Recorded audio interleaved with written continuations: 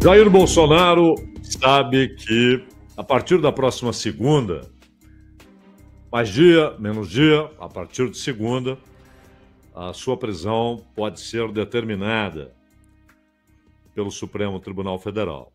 Até domingo, podem ser apresentados ainda embargos de declaração sobre as decisões relativas a embargos de declaração. A decisão pode ser monocrática, ele não precisa levar a essa rede de pedidos, de recursos, para que haja uma avaliação coletiva, pode decidir sozinho.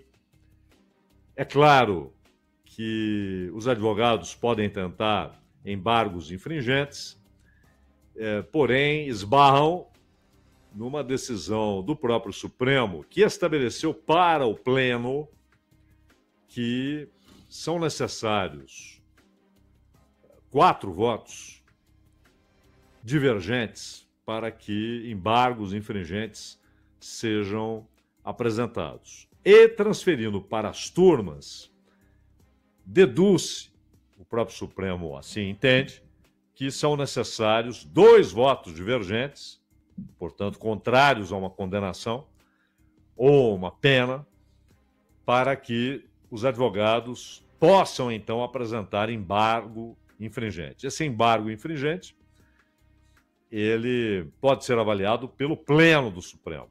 Mas só houve uma divergência na primeira turma, que foi do Fux, que nem lá está mais, né? Está agora na segunda turma.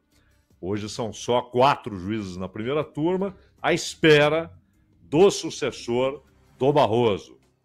E com a saída do Barroso, o Fux se transferiu para a segunda turma. Mas ele votou. Esse voto isolado, divergente, não é suficiente de acordo com o regimento. Isso não é constitucional. Isso é regimental. É uma decisão interna tomada pelos juízes do Supremo Tribunal Federal. Se for assim, portanto, até domingo, na segunda-feira, Alexandre de Moraes já pode tomar essa decisão. Bolsonaro está lá nessa expectativa, mas sua situação jurídica não modifica o fato de que ele é visto por um campo político, grande parte da direita brasileira, como decisivo, porque ele tem o que falta aos outros dentro da direita. Ele tem voto. E as pesquisas mostram isso. Toda a situação jurídica de Bolsonaro não foi suficiente para fazer com que o apoio eleitoral com o qual ele pode contar desabasse. Ele continua, pelo menos, acima de 20% de apoio dos eleitores, segundo indicam as pesquisas, podendo chegar a 30%, mais de 30%, dependendo de uma projeção de contra quem seria o embate em uma eleição. Só que o Bolsonaro está fora da eleição. E é claro, isso desencadeia, é inevitável, a corrida pela herança, porque ele não poderá ser eleito, mas poderá apoiar alguém. E como ele tem esse apoio eleitoral, essa base eleitoral, ele tem esse apoio em parte da sociedade, ele, é claro, torna-se decisivo para indicar quem deve ser o candidato desse campo na eleição para presidente da República. Como já tem feito para indicar quem deve ser candidato a Senado, quem deve ser candidato a governo do Estado. Isso até provocou um problema específico em Santa Catarina, que o problema quase se transfere para o Mato Grosso. Porque o Bolsonaro diz, não, o Carlos tem de ser candidato ao Senado. E Santa Catarina é uma boa, porque em Santa Catarina há um apoio acima da média nacional a Bolsonaro e à família Bolsonaro, ao grupo político comandado por Bolsonaro. E, portanto, esse estado seria interessante para o Carlos, pensou o pai, pensou o Jair. Falou com o Jorginho Melo. E aí, claro, as portas foram abertas, né, para que ele seja candidato. Porém, são 2 vagas. O Melo tem lá suas pretensões e quer o apoio do Esperidião Amin. E para isso tem de apoiar Esperidião Amin para o Senado, para uma reeleição. São 2 vagas por estado nesta eleição. Na última era 1 vaga para o Senado por estado. Porque são 3 senadores por estado, e mais o Distrito Federal, 27 unidades, 81 senadores. Numa eleição você tem 2 cadeiras em jogo, na eleição seguinte 1 cadeira em jogo. No ano que vem serão 2 cadeiras em disputa. E aí, a ideia do Melo era apoiar uma chapa de candidatos ao Senado com Carlos Bolsonaro e Esperidião Amin. O próprio Carlos Bolsonaro foi contra a ideia, dizendo que tem de ser uma chapa pura, ou seja, ele e a Detone. E a Detone se sente traída pelo governador. E aparece bem nas pesquisas. Ela aparece em primeiro nas pesquisas, o Carlos Bolsonaro em segundo, às vezes ele em primeiro, mas as últimas ela em primeiro, ele em segundo. Não o Esperidião Amin. Mas quando esse jogo estava provocando rupturas nesse campo político da direita, cogitou-se que Carlos Bolsonaro disputasse a cadeira no Senado pelo Mato Grosso. E houve uma reação do Mauro Mendes, governador. Uma reação que foi silenciosa, sem verbalizações, mas efetiva. De dizer não, aqui não. E aí, ao discutir essa e outras questões relacionadas à família Bolsonaro, o Mauro Mendes fez críticas ao Eduardo Bolsonaro, à atuação do Eduardo Bolsonaro nos Estados Unidos, associando Eduardo Bolsonaro ao tarifaço e ao prejuízo que particularmente o estado do Mato Grosso sofre com o tarifaço pela produção de carne. E, ao mesmo tempo, Mato Grosso, que também tem uma produção extraordinária, né, de soja, na sua região norte tem também produção de carne, tem vastos rebanhos e pastos, há cada vez uma migração maior, né, desses grandes rebanhos, principalmente de Nelore, para o norte do país, mas também no Mato Grosso, na faixa norte do Mato Grosso, há uma vastidão de pastagens, né? E o Eduardo Bolsonaro reagiu atirando pedras, xingou o governador, acusou o governador de frouxidão e usou um palavrão para defini-lo e cobrou dele engajamento da bancada que ele, em tese, influencia no Congresso por uma anistia para Jair Bolsonaro. Mas Eduardo Bolsonaro não parou aí. Ele também atacou o Zema. O Zema, muito ali, com cuidado, tentando evitar certas palavras, mas também criticou a atuação de Eduardo Bolsonaro nos Estados Unidos. E diz que Eduardo Bolsonaro está olhando só para si, só para a sua própria situação, e não para os interesses do Brasil. Resultado: Eduardo comparou, ele não falou do nome Zema, ele não citou o nome Romeu Zema, não se referiu diretamente a Zema, mas disse que esse pessoal que tenta se aproveitar do capital eleitoral de Jair Bolsonaro e tenta se apresentar como bolsonarista, mas que, na verdade, fazem prostituição política.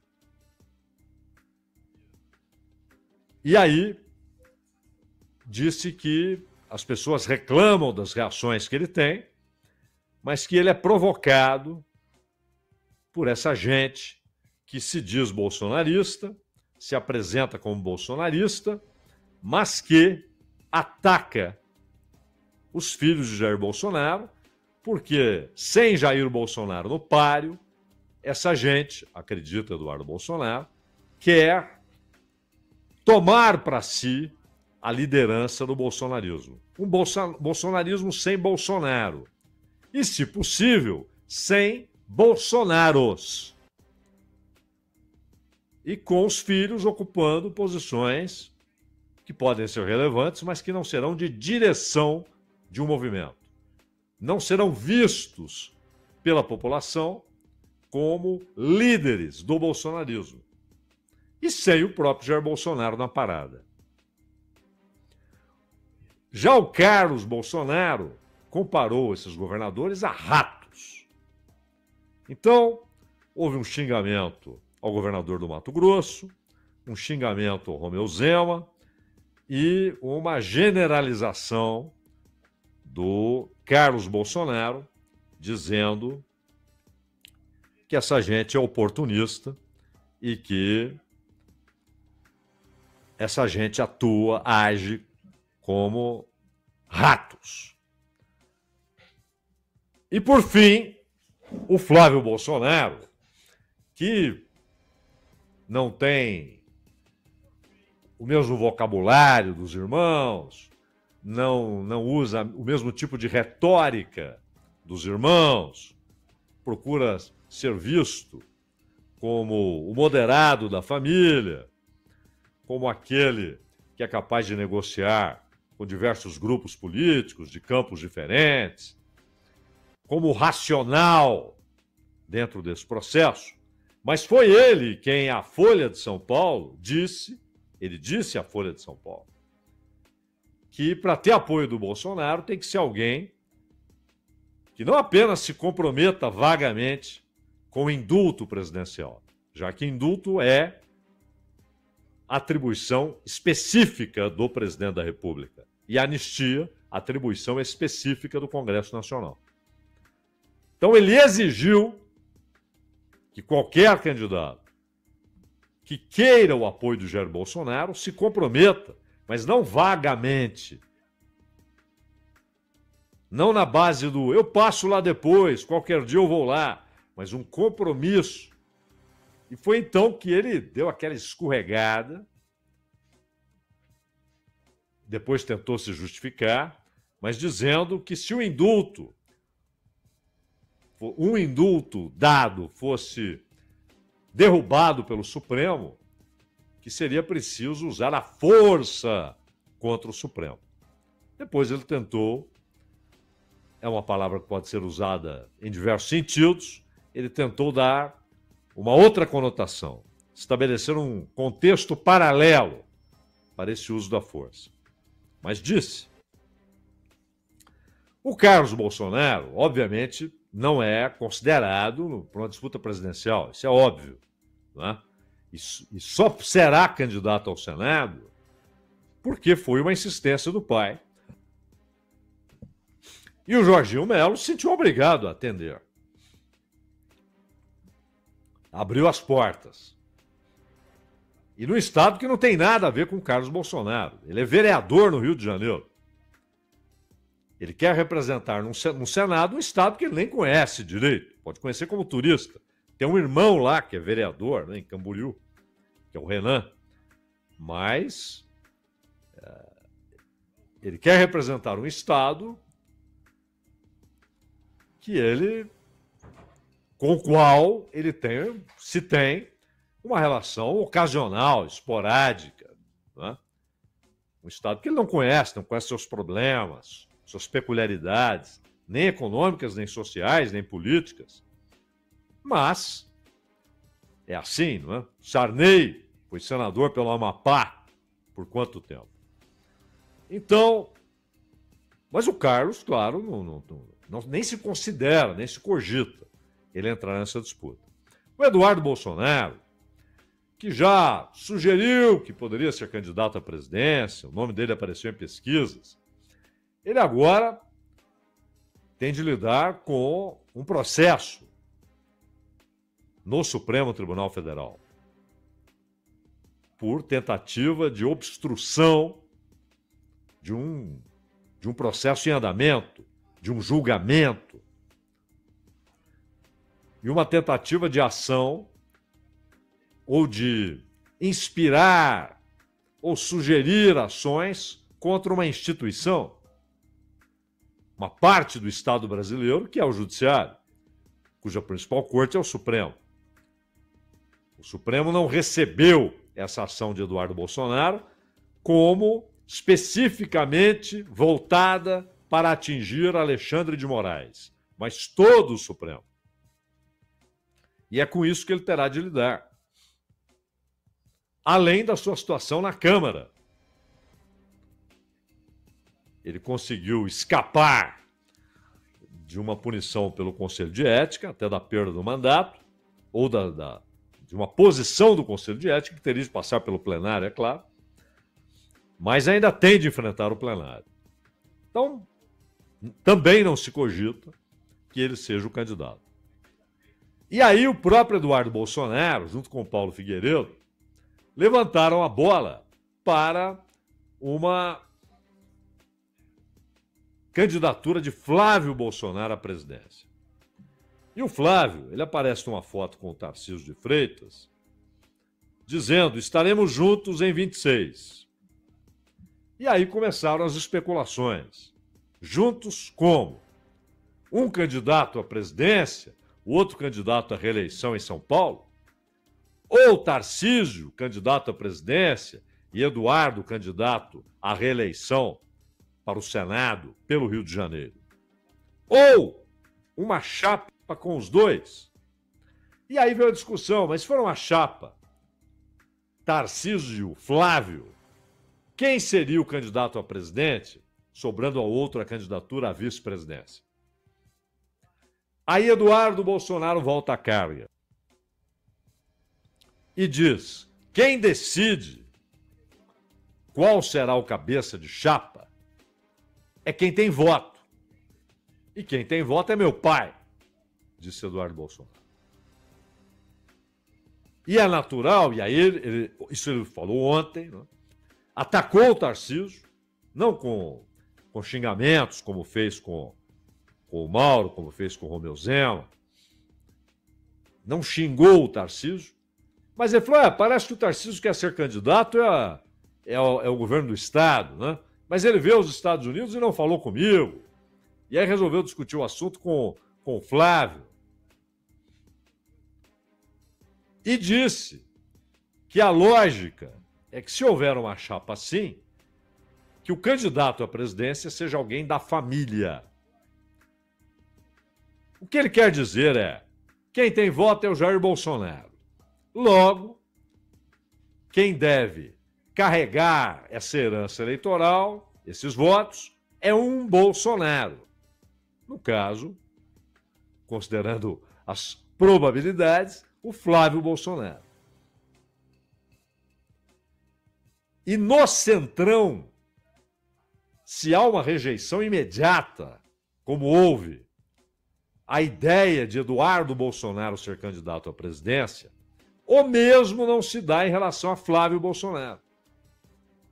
Ele é visto como um sujeito que negocia, que conversa, que não fica agredindo verbalmente.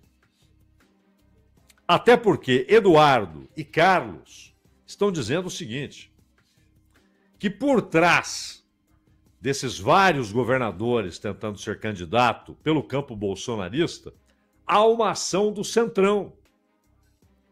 E, dizem eles, o Centrão e as fintechs, uma parte delas, grupos financeiros, não querem um dos filhos do Bolsonaro e nem iriam querer o próprio Jair Bolsonaro e que gostam da ideia de Jair Bolsonaro estar fora do páreo.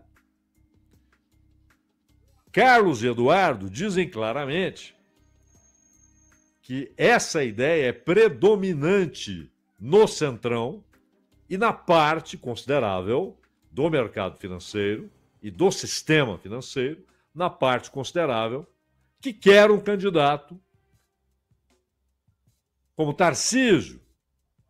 E se não for Tarcísio, como Ratinho Júnior, mas não um Bolsonaro.